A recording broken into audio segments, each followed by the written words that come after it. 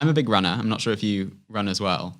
And I've got one of these pairs of... Slower than you, I'm sure. I'm not a particularly good runner. I just run long distances because then I can go slower.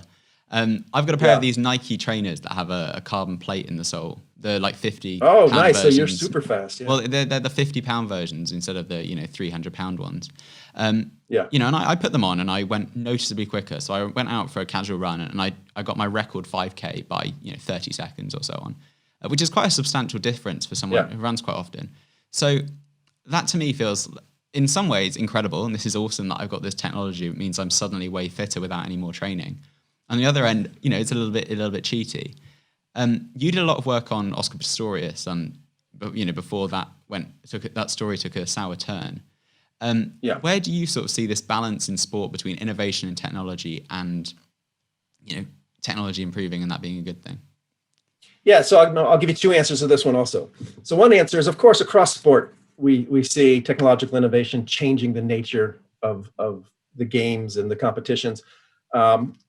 People used to run on cinder tracks, right? Now they have these surfaces that are IAAF approved to maximize speed. Pole vault used to have a very stiff pole. Now, high quality, people can go much higher. So, and don't even get into the drugs and things like that, but sport is constantly in a state of technological evolution, and we just have to decide where do we want to draw that line. And if high-powered shoes with a carbon fiber plate are desired, then great. The problem is, and this is a challenge for sport, is an equity problem. So sport says, if you run on the cheetah blades, like Oscar Pistorius did, you can't compete against able-bodied runners. But if you're able-bodied, you can strap on this other technology, the Nike Vaporfly, and compete. So if you unpack the issues, we have different rules for how we apply technology in sport, depending on whether your legs have been amputated or not. And that's not a good situation for sport to be in.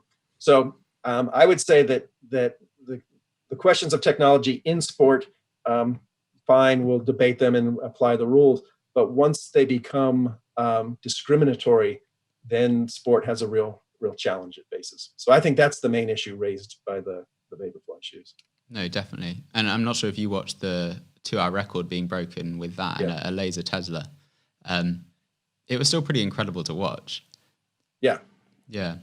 Yeah, I mean, I don't know, it's a little contrived for me. You got the windscreen and you got the pacers and so on. So, I mean, it's fine. But, we have to realize what we're watching is not the breaking of a continuous time series of records. It's we've become more clever in how we apply technology to actually break the record. Sure, it was fun, it was interesting, but it's a little bit like going to the Nevada desert and having the fastest motorcycle, right? It's all right, great, you've broken the record, but it's not quite the same. Make any, right? I was also amazed at how almost small of a difference it made. So we went from, Eliud Kipchoge in a normal marathon will go 2:03 or so on.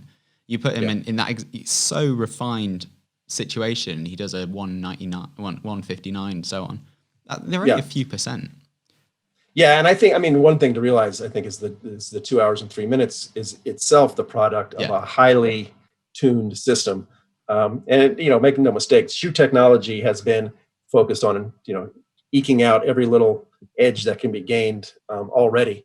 And make no mistake, these are fantastic, incredible, mind-boggling so athletes.